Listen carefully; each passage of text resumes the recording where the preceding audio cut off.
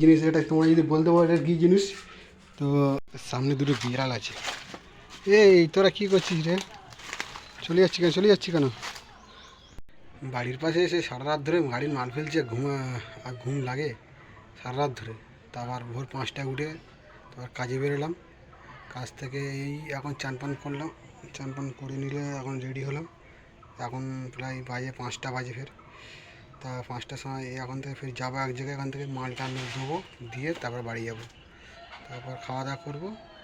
তার আগে দুপুরবেলা খেয়েছি, ভাত খেয়েছি, ভাত খেয়ে নিলাম। এখন তোমার সঙ্গে শেয়ার করি। সন্ধ্যে 7টায় সন্ধ্যে 7:30টার সময় কাজ বাজ ছাড়বো। তাই এই টোটোতে গাড়ি লোড করবো। হ্যাঁ, কিছু মাল লোড করবো।